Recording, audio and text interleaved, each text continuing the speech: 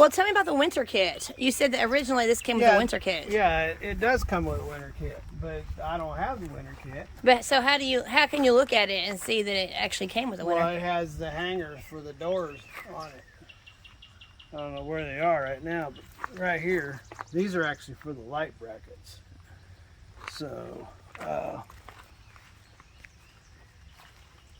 I don't know where they are, but there were the hanger kits, and then, but this model does come with a winter kit, and all it is it has a glass that goes here, a glass that goes in the front, and then it has two doors that swing.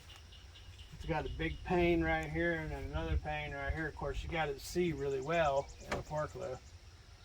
And so, yeah, it does come with a winter kit.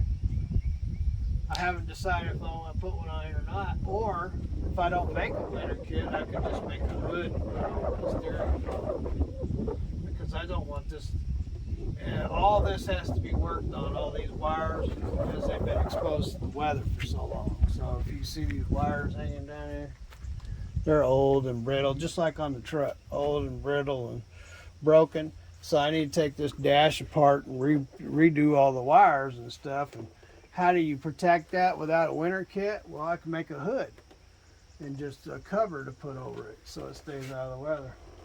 Now, you bought this at an auction 2 years ago, but obviously by buying it at an old machinery auction, you're not going to get all the things that come with it originally. So you didn't get the winter kit. You just know that it came with it.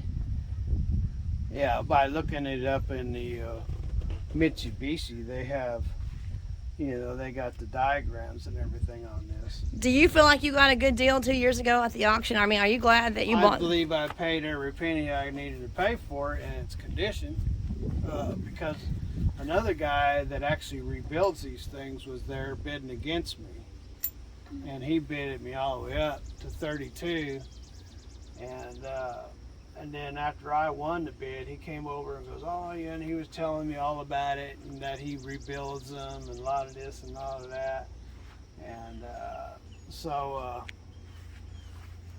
I forgot about that. So that's right. So anyway, you were in a bidding war. Yeah, right? he bidded me up, and then I went inside because it wasn't running very well, and the guy took $200 off of it. So I actually got it for $3,000.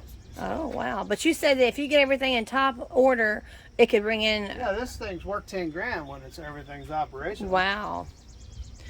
Wow. So that would be kind of a hard decision. And forklifts are very expensive anyway. Brand new forklifts are $40,000 and $50,000, and that depending on what you get. So now this is a really old forklift, but if you rebuild it, then you have, you know what I'm saying? You bring the value up. But I'm going to make it operational and do everything I can to make it dependable. I mean, I don't want a hunk of junk sitting around the yard. Plus, I paid $3,000 for it, so I don't want yard art. I want it to fire up and do anything that I want it to do. So would that kind of add the rebuild into our name, Big Belly Rebuild? You'll be rebuilding the Big Belly forklift? Rebuilds and Trucking. Well, I'm here at my local post office in Cerulean, Kentucky. And I'm not showing you any name and address because I would not do that to this individual. But I am excited to be mailing some